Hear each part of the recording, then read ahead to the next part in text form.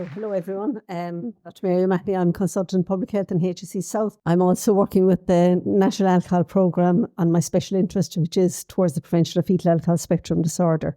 So I'm going to briefly talk about two issues. One is whether we should be screening for alcohol during pregnancy. And the second one really, which is that I think the public health imperative is that we will get a reduction in the population's alcohol per capita. So I'm going to present some of the findings of research that I'm engaged in with national and international colleagues, which looks at the association of alcohol per capita with national, regional and global prevalence of alcohol use during pregnancy to see whether alcohol per capita is a valid indicator of prenatal alcohol use. Can you use it instead of trying to look at prenatal alcohol use to investigate, the occurrence of FASD and other harms from alcohol? And we have read this is a systematic review, which is updating a systematic review which was published in The Lancet back in January 2017, which looked at the international evidence of kind of the prevalence of FASD and the prevalence of fetal alcohol spectrum disorder to arrive at a risk of FASD if you drank during pregnancy. So in doing this update to that systematic review and looking instead at alcohol per capita and how that could be related to prenatal alcohol exposure, we're working in fact with Savannah Popova, who'd be the first author in that original study. So why do I say that getting a reduction in alcohol per capita is in fact the most important thing that we should be doing? And a lot of all your work is working towards that, whether it's on the licensing and otherwise on the safer WHO measures. Well, the population mean predicts the number of deviant individuals. And this was shown back in 1990 in a Sentinel publication by Jeffrey Rose and Simon Day, where they did a secondary analysis of the Intersod study data and looked at a number of biological measures at population level: blood pressure, body mass index, and we'll say an alcohol, and looked at the mean population measure and how it related to the number of people with hypertension, with obesity, and with excess alcohol use. And what they found in particular for alcohol was there was a direct linear relationship with the mean alcohol intake and the number of persons in the population who were drinking heavily. And the correlation coefficient was extremely high, it was 0.97. And there was no lower level of alcohol use that was without having, let's say, deviant members in the population who would drink, heavily. So generally what is found across all countries is that there's a similar population distribution of alcohol intake. It's heavily skewed to the left, but there's a very long tail to the right. But that the whole population distribution moves up and down around the mean alcohol per capita. So alcohol per capita then also has been found to predict the rate of alcohol harm. There's a lot of time series that have been done, both in Europe and Canada and other countries, that show that as alcohol per capita goes up, both morbidity and mortality from alcohol-related harm goes up. Both the chronic harms, whether it is cirrhosis or cancer, and the acute alcohol harm falls, both traffic accidents, assaults. And alcohol intake shows a dose-response relationship to harm. So it follows on from that as well and has been shown the population-based public health interventions to reduce alcohol per capita will reduce harm from alcohol. And I've just down there the alcohol per capita definition. And the alcohol per capita is the indicator that is chosen for use by the World Health Organization to monitor the outcome of its policies and programs, and also by the UN Sustainable Development Goals in the alcohol-related goals that they have. So just a quick abstract, I suppose, of the systematic review that we're doing. So alcohol is a terastion that crosses the placenta. It's one of those unusual substances that is both lipid and water soluble. So it crosses all biological membranes. And while studies have estimated the global burden of alcohol use in pregnancy, reliable and valid data on alcohol consumption during pregnancy in many countries is lacking.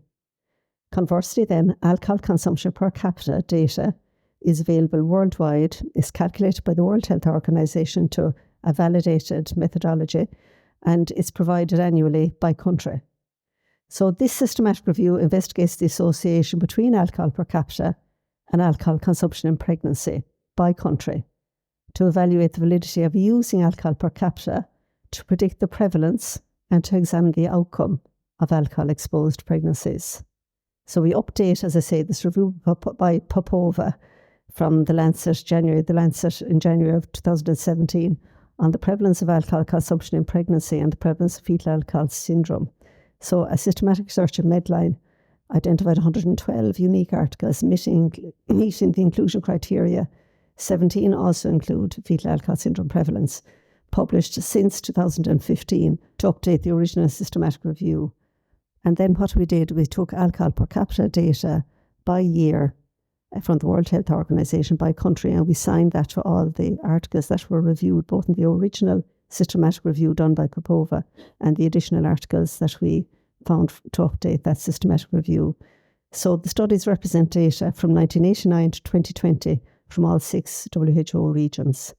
And a preliminary analysis shows a statistically significant correlation between the prevalence of alcohol consumption during pregnancy and the population alcohol per capita. So publicly available data on alcohol per capita can inform research, into the epidemiology of alcohol harm, such as alcohol-related birth defects or neurodevelopmental disorder. So this is just the Prisma diagram. You saw one of these just a short while ago. And if you look at the last box, so there was 112, 95, 112 new ones. I won't go into it anyway. This shows anyway the way there was a very high number at the start and you come down to a much smaller number of articles that meet the inclusion criteria. So eventually between both the original systematic review and the update to it, there was 477 articles reviewed, or the data from them was part of the systematic review and meta-analysis. So what we found that there is a statistically significant association, or the correlation coefficient is about 0.3, which might seem very high, but apparently for this type of a study, it's kind of significant at the same time, that there is association between the country prevalence or proportion of alcohol consumption during pregnancy and by the population's alcohol per capita. So why is that important when we're looking at shaping the future of alcohol and FASD research? Well, what this study suggests is that we can use alcohol per capita by country in relation to the prevalence of alcohol harm, in particular the occurrence of fetal alcohol spectrum disorder. And we can also use alcohol per capita by country by the epidemiology of the non-genetic congenital anomalies. And I will be involved in the JRC EuroCat network of population-based congenital anomaly registries. So there's already a data set that can be used for secondary analysis to look at this. So then the other second thing I'm just very briefly going to mention is whether we should be screening for alcohol during pregnancy. And I suppose I would contend that it's such an important issue. If we can prevent it, we should. There's a number of options there assessed by the World Health Organization STEEP criteria. But we've also undertaken a screen to look at screening for alcohol in pregnancy by the National Cancer Forum screening criteria. And basically it would meet all the criteria apart from those where we haven't tested whether it's acceptable to pregnant women, and we haven't actually tested use of the metabolites or the indicators of alcohol exposure during pregnancy.